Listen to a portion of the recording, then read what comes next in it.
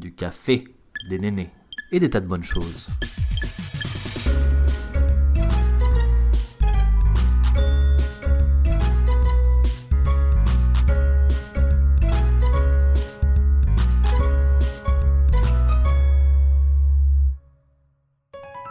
Bienvenue à tous sur Café et Néné. Bonjour, bonsoir et bienvenue sur le podcast. Aujourd'hui, on parle femmes inspirantes et plus particulièrement les femmes qui, moi, m'inspirent au quotidien et pour certaines, depuis pas mal d'années. La première, c'est Amy de la chaîne YouTube Antasthesia. C'est une personne qui fait partie de ma vie depuis longtemps, sans en faire partie in real life non plus de ma vie. Quelqu'un qui m'a apporté beaucoup de réflexions sur l'image de la femme dans la société, sur le rôle de quelque identité que ce soit dans notre société, sur le véganisme, sur la littérature, sur le comportement des gens en société. Elle apporte vraiment sa vision des choses, un peu comme un retour d'expérience, et c'est hyper intéressant. Ce qui est plus qu'intéressant, c'est son cheminement de pensée. Elle arrive toujours à montrer, à imager son raisonnement de façon assez précise, et c'est pour ça que même si parfois ce sont des sujets qui m'intéressent moins ou que je me sens moins connectée à ces sujets, j'aime beaucoup écouter ce qu'elle a à dire, puisque parfois ça m'arrive même de changer d'avis grâce à sa vision des choses, parfois non, mais c'est ça qui est cool aussi. Elle a un cheminement de pensée qui est quand même beaucoup relié au féminisme, au véganisme. Je pense que puisqu'elle l'est profondément ces deux choses, et ça se sent, et du coup tout son argumentaire est souvent construit dessus. Alors c'est quelque chose qui peut rebuter certains, mais moi je trouve ça totalement intéressant et même très important. Et bien que je ne sois pas végane par exemple, je me sens tout à fait sur la même longueur d'onde qu'elle sur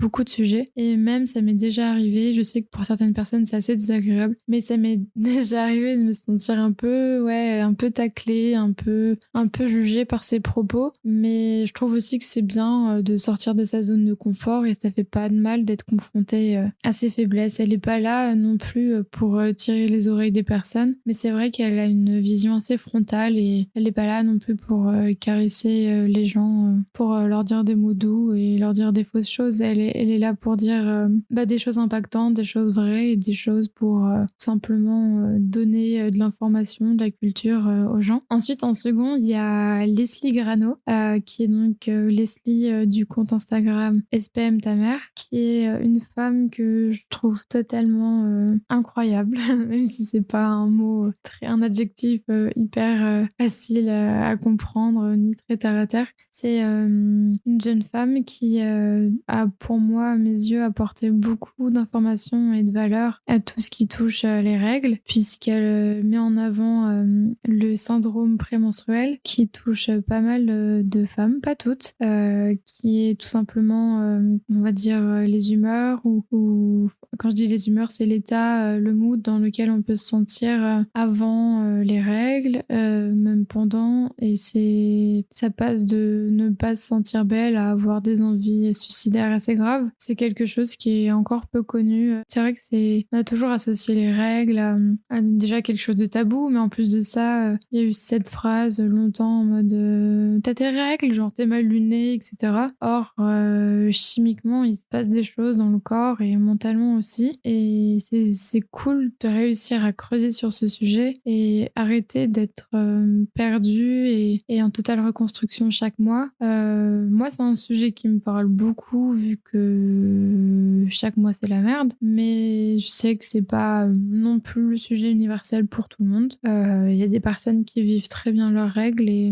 franchement, je leur souhaite que du bonheur à ces personnes-là, mais ce serait cool si on était plus que ça. Bref, c'est pas le sujet. Du coup, Leslie, c'est aussi une personne qui s'exprime beaucoup sur le sujet de la dépression. Moi, c'est un sujet qui m'intéresse et qui me touche beaucoup, qui m'intéresse dans le sens où j'ai pu par le passé être plus dans ce genre de mood, pour pas trop en dire non plus, et voir quelqu'un qui le dit sans victimiser, sans alourdir les propos, sans en faire des tonnes, c'est juste ouf d'avoir des mots tels quels, des ressentis, et de montrer aux gens que la dépression c'est une maladie, et c'est pas juste parce que t'as décidé de pas bien aller, en fait. C'est pas un choix, c'est pas que t'en fais qu'à ta tête ou des choses comme ça. parce que pareil, c'est un sujet encore un peu mal connu ou un peu tabou. C'est vrai que entre les personnes qui n'osent pas trop dire qu'elles vont pas bien et au contraire quand parfois on assume dire que l'on va pas bien et que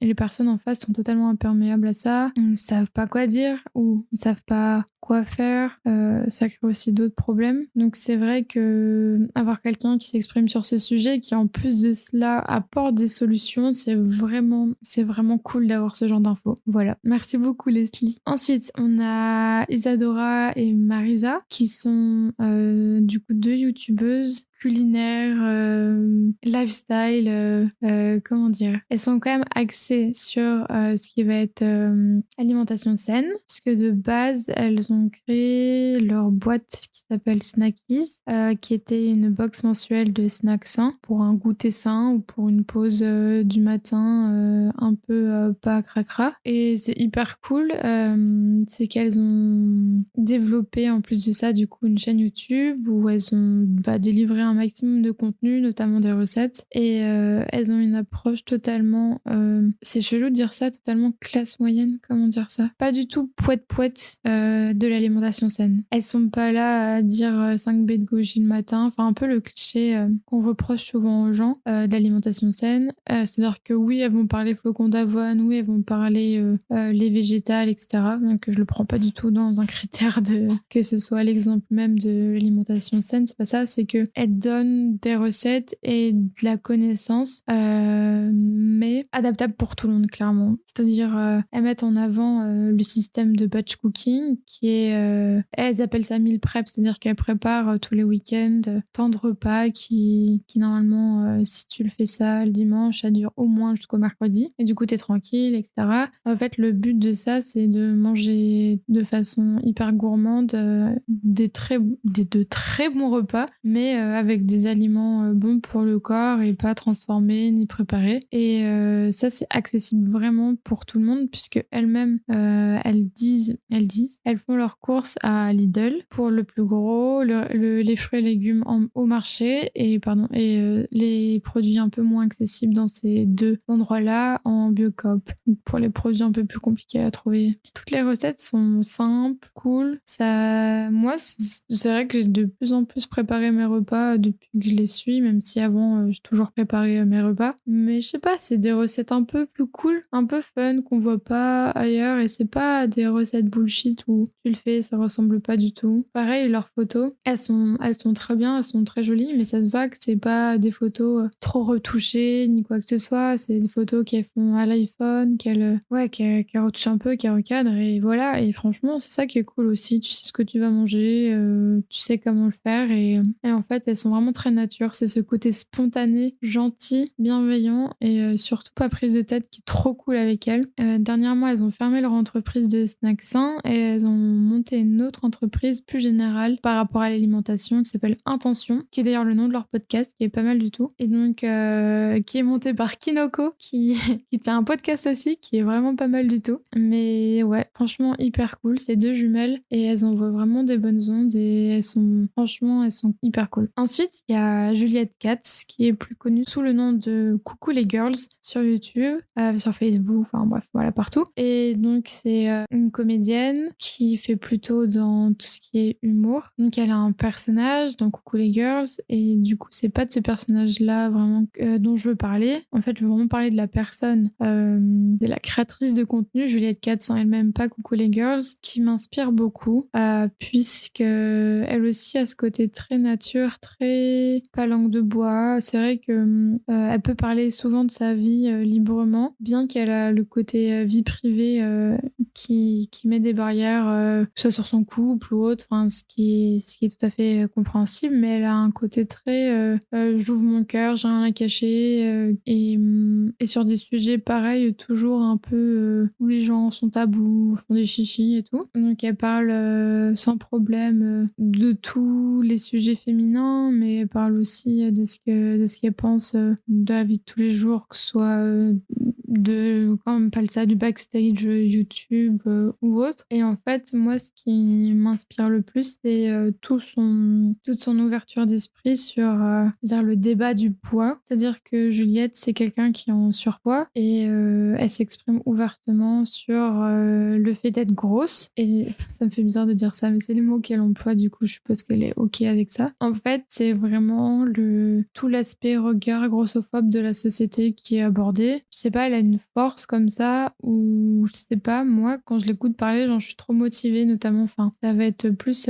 du coup, les vidéos où elle joue pas son rôle de Coucou les Girls, parce que Coucou les Girls, c'est clairement une parodie de ce qui se fait sur la beauty sphère YouTube. Mais avant, j'adhérais vraiment à Coucou les Girls. En fait, c'est un contenu, je pense, qui, ma foi, est très bien, mais que quand t'as regardé 15-20 vidéos, le twist ou autre, tu connais, enfin, tu le connais, etc. Et c'est très bien en soi, c'est très divertissant. Mais en fait, moi, ce qui m'intéresse en dehors de la parodie, de l'exagération, c'est les conversations telles quelles, que du coup, elle livre beaucoup plus sur d'autres chaînes YouTube. Donc, dans ces cas-là, il suffit de taper Juliette Katz sur YouTube au lieu d'aller sur sa chaîne, même si sur sa chaîne, on retrouve aussi des interviews. Il y en a une avec Marion Séclin, il y en a... Enfin, bref, il y a d'autres petites vidéos comme ça où dans ces cas-là, c'est pas de la mise en scène. Elle a une approche des choses et de la féminité qui est totalement, je vais dire ça 2020. Je sais pas si c'est une expression ça. Mais oui, donc si jamais vous allez regarder sa vidéo sur la chaîne de Chercorps, elle explique tout son développement par rapport à la sexualité, la puberté, etc. Et franchement, je pense qu'elle reflète tellement une partie de notre génération, si je peux appeler ça comme ça. Le fait de se construire avec de la pornographie, d'avoir un regard totalement biaisé sur l'amour, la sexualité. Elle raconte dans une de ses vidéos, par exemple, qu'elle était en couple avec quelqu'un qu'elle avait jamais vu. En l'occurrence, ce quelqu'un, c'était un fake, enfin, un truc totalement malade. En fait, le fait d'être en couple ou d'avoir une relation à distance, du coup, avec un fake, bah, là, je tombe sur pas mal de vidéos qui en parlent. Du coup, ça me fait un peu bader. Enfin, du coup, je me dis que c'est un truc vraiment récurrent, mais justement, c'est plus courant que ce que l'on pense. Ou si c'est pas un fake. Un fake, c'est quand vous parlez par exemple avec Paul du 95, et que en fait vous parlez pas du tout avec cette personne-là, mais avec Marion du 78. Enfin, je sais pas. Du coup, c'est quelqu'un qui prétend être quelqu'un, mais qui n'est pas ce quelqu'un. Du coup, il y a plein de sujets comme ça hyper intéressants. Elle parle aussi notamment de tout ce qui va être intervention chirurgicale. Il me semble qu'elle devait subir une sleeve, enfin subir. Elle devait avoir l'intervention de la sleeve, qui est donc une réduction de l'estomac, qu'elle a eu peur, en l'occurrence, qu'elle le sentait pas, et qu'au final, elle a dit non juste avant de rentrer dans le bloc opératoire. Et tout ça, je trouve ça bien et fort de le partager, dans le sens où on n'est personne pour juger quoi que ce soit, mais on est surtout là pour écouter et apprendre des expériences les uns des autres, et c'est ça qui est cool. Et Juliette livre beaucoup de ses expériences personnelles, et pour moi, c'est ça le contenu le plus riche et le plus cool, quoi. Donc voilà, allez voir les vidéos sur les autres chaînes de Juliette, c'est hyper cool. Et enfin, en dernier, pour placer à peu près genre 5-6 illustratrices que j'adore, qui me passionnent, qui s'expriment sur des sujets, mais je vais en citer qu'une, ou alors non, un top 3. Bon, là, je vais vous parler de Marie Boiseau, mais sinon, j'aime beaucoup Mikanki,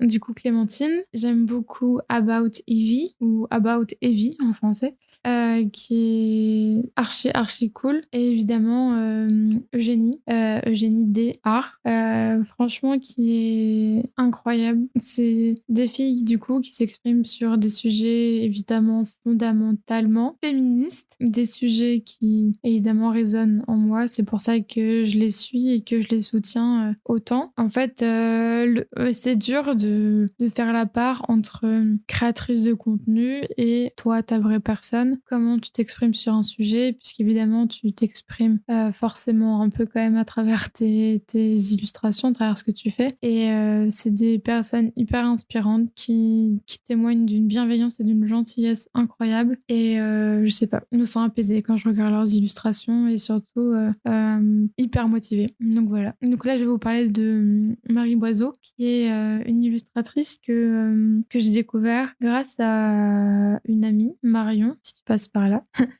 qui postait souvent ses illustrations. Il me semble qu'elle avait acheté des prints même une fois. Et en fait, c'est simple, hein, quand quand quelqu'un de votre entourage poste souvent le même artiste, déjà vous reconnaissez le style, vous reconnaissez le nom, enfin vous apprenez, vous retenez des choses que vous le vouliez ou non. Voilà, en l'occurrence c'était du positif, mais du coup au bout d'un moment je me suis dit putain, ce nom il revient souvent et souvent j'aimais bien. Du coup je suis allée voir et en fin de compte j'ai vraiment découvert son univers entier il y a pas si longtemps que ça. Et pour moi ça a été un coup de cœur énorme puisque déjà son style a un peu évolué dernièrement. Elle est, si je dis pas de bêtises, c'est quasiment uniquement de la gouache qu'elle présente maintenant et c'est trop beau. Franchement, ce qu'elle fait, c'est très fleuri, très pastel, très coloré. Parfois, il y a des couleurs plus vives que du pastel. C'est très bienveillant et c'est surtout très représentatif de sa personne. Donc, elle est très, je sais pas, c'est peps, ses illustrations donnent le sourire. C'est des personnages souriants où il y a souvent, enfin, il y a très souvent un message. Si c'est pas esthétique, il y a très souvent un message. Et donc, Marie se décrit comme grosse. Donc, moi, j'ai encore un peu de mal avec avec ce mot-là. Je sais pas, je préfère dire personne en surpoids, mais enfin, bref, du coup, elle s'exprime librement dessus aussi. Du coup, je me permets d'utiliser ce mot-là. Et du coup, elle représente beaucoup de femmes grosses, de femmes avec des poils, de femmes vieilles, d'hommes parfois, de fun facts de la vie. Je sais pas, c'est tout un univers hyper doux et à la fois bienveillant. Et elle représente du coup énormément de femmes grosses, ce qui est pas hyper répandu. Et ce que j'aime particulièrement chez elle, c'est son franc-parler. Elle a une très grande communauté sur Instagram. Je sais qu'elle a genre plus de 40 000 personnes qui la suivent, ce qui est ouf, ce qui est trop bien et franchement, je suis trop contente pour elle.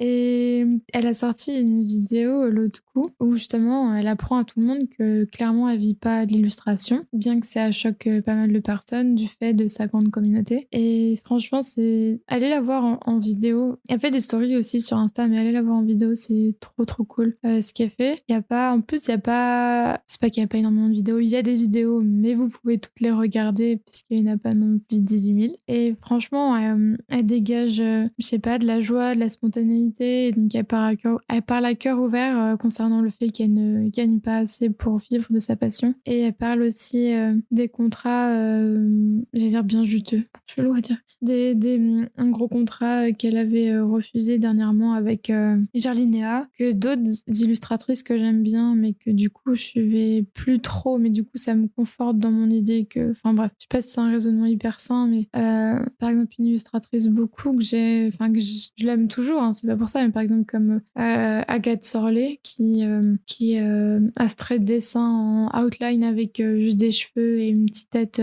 ronde avec des aplats de couleurs simples et tout le fond en blanc qui est très comics mais très dans la rondeur. Waouh, j'ai l'impression d'écrire un vin. Et qui par exemple, elle a accepté le partenariat avec Jarlinéa qui avait pour désir de collaborer avec des illustratrices pour célébrer le corps de la femme sous ses différentes formes. En l'occurrence, là, c'était pour les représenter en surpoids. Sauf que genre Jarlinéa, quoi. Genre c'est pas la marque la plus bienveillante envers le corps de la femme, mais genre un peu beaucoup, très relatif, très contradictoire. Et du coup, elle explique qu'elle a refusé le partenariat et du coup, j'étais en mode bah oui, genre trop d'accord avec toi. Enfin, tu prônes l'acceptation, tu dis ça et en plus, genre ils t'ont proposé à toi, donc déjà un peu moyen, enfin bref.